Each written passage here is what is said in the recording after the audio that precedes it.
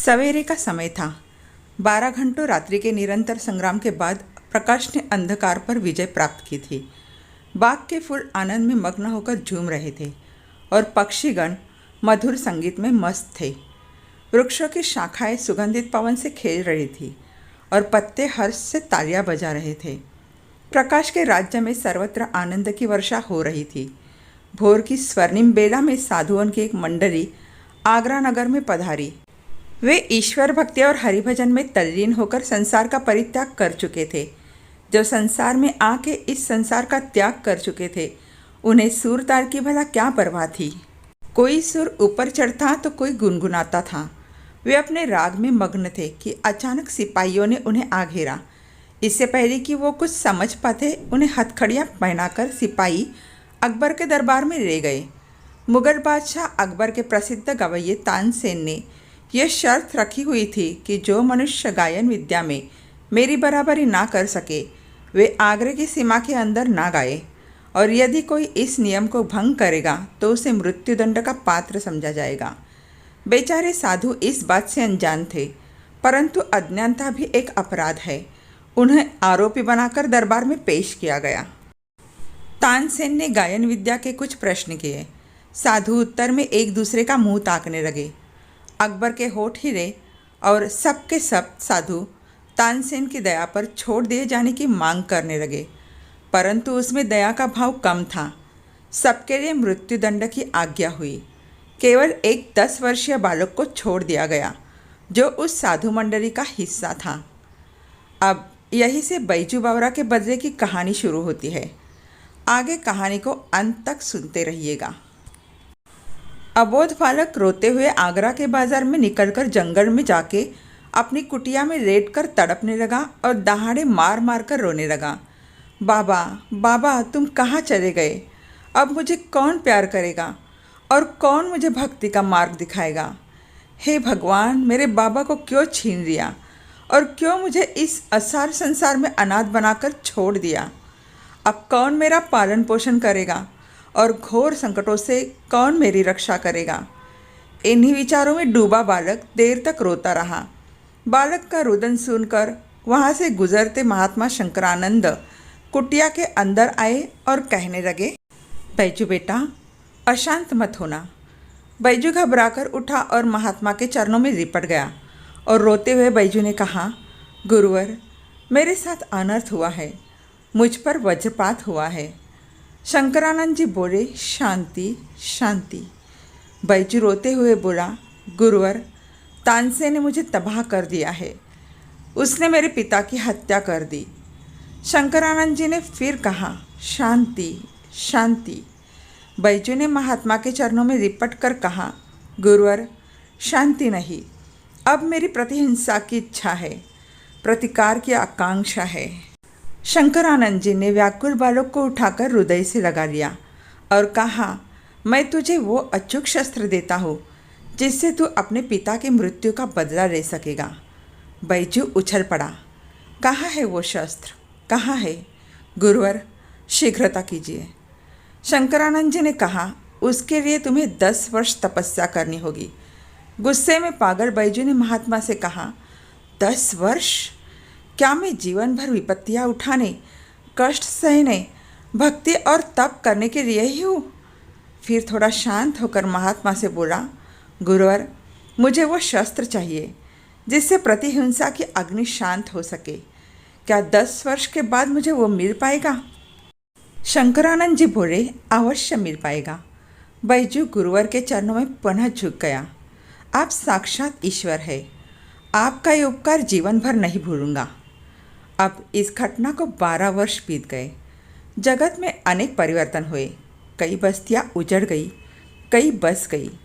बूढ़े प्रभुधाम चले गए, नए पैदा हो गए। जो तरुण थे वो श्वेत केशी हो गए। बैजू भी तरुण होता गया और गायन विद्या में दिन ब दिन आगे बढ़ता गया। निरंतर कठिन अभ्यास से उसके स्वरों में जादू आ गया था और तान में आश्चर्यमय मोहिनी आ गई थी। जब वो गाता था तो पत्थर तक पिघल जाते थे और पक्षी मुक्त हो जाते थे। 12 वर्ष कैसे बीत गए पता ही नहीं चला और बैजू को महात्मा से सभी विद्याएं मिल चुकी थी। शंकरानंद जी ने कहा, मेरे पास जो कुछ था वो तुझे दे डाला, अब मेरे पास तुझे देने के लिए कुछ नहीं है। अब तू पूर्ण गंधर्व हो गया है। लेकिन बिना गुरु दक्षिणा के कोई भी शिक्षा पूर्ण नहीं मानी जाती। तुम्हें भी गुरु दक्षिणा देनी होगी। बैजू नतमस्तक हो हाथ जोड़कर गुरु से बोला, गुरुवर, आपका उपकार जीवन भर नहीं उतरेगा, आज्ञा करे। शंकरानंद जी ने कहा, तो प्रतिज्ञा करो।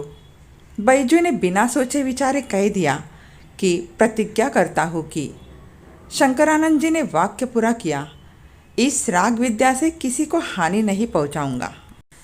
ये सुनते ही बैजू का रक्त सूख गया और पैर रड़खड़ाने लगे। 12 वर्ष के कठिन परिश्रम पर पानी फिर गया। बदले के लिए छुरी हाथ में आई तो गुरु ने प्रतिज्ञा लेकर कुंद कर दिया। बैजू ने होठ काटे, दांत पीसे और खून का घूंट पीकर रह गया। वर्षों बीत गए। इतने वर्षों में आगरा की सीमा में राग अलापते हुए प्रवेश करने की हिम्मत किसी की ना हुई।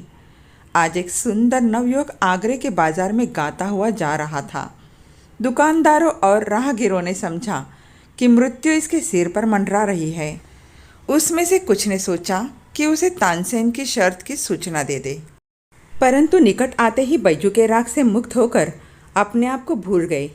ये समाचार नगर में दावानल की तरह फैल गया। सिपाही हथकड़ियाँ लेकर नवयुवक की ओर आए, परंतु पास आते ही रंग पलट गया। नवयुवक के मुखमंडल से तेज की रश्मियाँ फूट फूट कर निकल रही थी। वे आश्चर्य से उसके मुख की ओर देखने लगे, जहाँ सरस्वती का वास था और संगीत की मधुर ध्वनियों की धारा बह रही थी। नवयुवक गाने में मस्त था और सुनने वाले भी मस्त थे। गाते गाते नवयुवक चलता जा रहा था और श्रोताओं का समुदाय पीछे पीछे आ रहा था। मुक्त जनसमुदाय चलता जा रहा था, परंतु किसी को पता नहीं था कि किधर जा रहे हैं। जब एकाएक गाना बंद हुआ तो जादू का असर टूटा। सब लोगों ने देखा कि वे सब तानसेन के महल के आगे खड़े हैं। उन्होंने दुख और पश्चाताप से हाथ मल लिए। हाय रे, ये कहाँ गए? नवयुवक स्वयं मृत्यु के द्वार पर आ पहुँचा है। तानसेन बाहर आया, अपार भीड़ को देख विस्मित हुआ और नवयुवक से बोला, आज शायद तुम्हारे सिर पर मृत्यु सवार हो गई है। नवयुवक मुस्कुराया और बोला, जी हाँ, क्योंकि आपके साथ गायन विद्या पर चर्चा करने की मेरी तीक्ष्ण अभिलाषा हो रही है। तानसेन ने लापरवाही से कहा, तो विलंब क्यों करते हो? आओ, अपनी इच्छा पूरी करो। सिपाहियों का मोह टूटा। उन्हें हथकड़ियों का ध्यान आया। उन्होंने आगे बढ़कर युवक को हथकड़ियाँ पहना दी। उधर लोगों के श्रद्धा के भाव पकड़े जाने के भय से उड़ गए।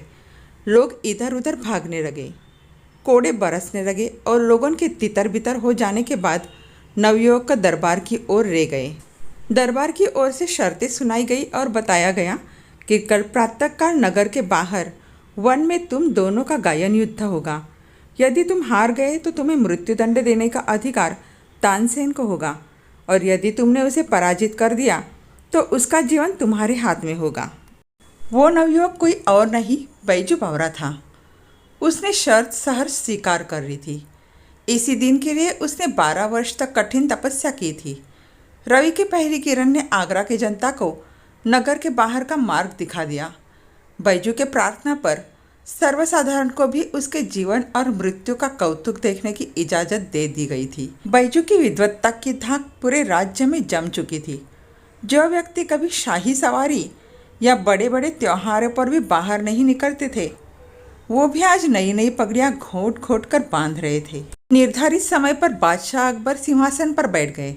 उनके समक्ष तानसेन और बैजू बावरा बैठे थे। अकबर ने प्रतियोगिता को आरंभ करने का आदेश दिया। सर्वप्रथम तानसेन ने संगीत विद्या के संबंध में बैजू बावरा से कुछ प्रश्न पूछे, जिनका बैजू बावरा ने उचित उत्तर दिया। सही उत्तर सुनकर लोगों ने हर्ष से तालियां बजाई। उनके मुख से जय हो बलिहारी की ध्वनियाँ स्वतः ही निकलने लगी। इसके पश्चात बैजू बावरा ने सितार पकड़ा और उसके तारों को झंकृत किया तो जनता ब्रह्मानंद में डूब गई। वृक्षों के पत्ते निश्चल हो गए, वायु रुक गई। सुनने वाले मंत्रमुग्ध होकर झूमने लगे। बैजू बावरा की उंगलियां सितार के तारों पर दौड़ रही थी।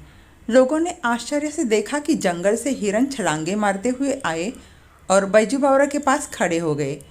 बैजू बावरा तल्लीन होकर सितार बजाते ही रहे। हिरन संगीत में मस्त थे। बैजू बावरा ने सितार रख दिया और अपने गले से फूल मालाएं उतारकर उन हिरणों को पहना दी। फूलों के स्पर्श से हिरणों की सुधि लौटी और वे चौकड़ी मारते हुए झाड़ियों में छिप गए। तभी बैजू ने कहा, तानसेन, उन फूल मालाओं को वापस यहाँ मंगवाइए। तभी तभी मैं आपको संगीत विद्या में पूर्ण निपुण मानूंगा। तानसेन भी संगीत विद्या में सिद्धहस्त थे। उन्होंने प्रवीणता के साथ सितार बजाया। इतना अच्छा सितार उन्होंने अपने जीवन में कभी नहीं बजाया था। सितार के साथ वो स्वयं सितार बन गए और पसीने में तर हो गए। बजाते बजाते बहुत समय बीत गया। उनकी उंगलियां दुखने लगी। बहुत चेष्टा करने पर भी जब कोई हिरन नहीं आया, तब तानसेन की आंखों के सामने मृत्यु नाचने लगी। पसीना पसीना हो गया और लज्जा से उनका मुखमंडल तमतमा उठा। अंत में खिसियाकर बोले, वे हिरन तो अकस्मात इधर आ निकले थे। राग का प्रभाव थोड़ी ही था। साहस है तो दोबारा बुलाओ। बैजू बावरा ने मुस्कुराकर कहा, बहुत अच्छा। अब बैजू बावरा और तानसेन का असली मुकाबला शुरू हो गया। बैजू ने सितार उठाया और एक बार फिर संगीत लहरी वायुमंडल में लहराने लगी और सुनने वाले फिर से उन संगीत लहरों में डूबने लगे। वे हिरन बैजू बावरा के पास वापस फिर आ गए। ये सब वही हिरन थे जिनकी ग्रीवाओं में बैजू ने फूल मालाएं डाली थी और जो बैजू बावरा के सुरीली ध्वनि के आकर्षण में खींचे चले आए थे। बैजू बावरा ने जैसे ही उनकी ग्रीवा से मालाएं उतारी, हिरन कूदते फांदते हुए पुनः लुप्त हो गए। ये सब देख सभी आश्चर्यचकित थे। अकबर को तानसेन से अगाध प्रेम था। जब उसकी मृत्यु निकट देखी तो अकबर का कंठ भर आया, लेकिन वो कर भी क्या सकते थे। तानसेन शर्त हार गए थे। विवश होकर उन्होंने संक्षेप में निर्णय सुना दिया, बैजू बावरा की विजय और तानसेन की पराजय। तानसेन लड़खड़ाते हुए बैजू बावरा की ओर बढ़े। जिसने किसी को मृत्यु के घाट उतारते समय दया नहीं की थी, वो दया की भीख मांगने लगे। तब बैजू ने कहा, जहाँपनाह, मेरे किसी की प्राण लेने की इच्छा नहीं है। आप इस निष्ठुर नियम को हटा दीजिए कि जो आगरा की सीमाओं के अंदर गाएगा, तानसेन से हार जाने पर उसे मृत्युदंड दिया जाएगा। अकबर ने अधीरता से कहा, ये नियम आज अभी और इसी क्षण समाप्त करता हूँ। तानसेन बैजू बावरा के चरणों में गिर पड़े और दीनता से कहने लगे, मैं ये उपकार जीवन भर नहीं भूलूंगा। बैजू बावरा ने उत्तर दिया, ये उपकार नहीं, प्रतिकार है। 12 वर्ष पहले तुमने मेरे पिता के प्राण लिए थे, ये उसी का बदला है। उम्मीद करते हैं कि ये कहानी बैजू बावरा का बदला आपको पसंद आया होगा। धन्यवाद।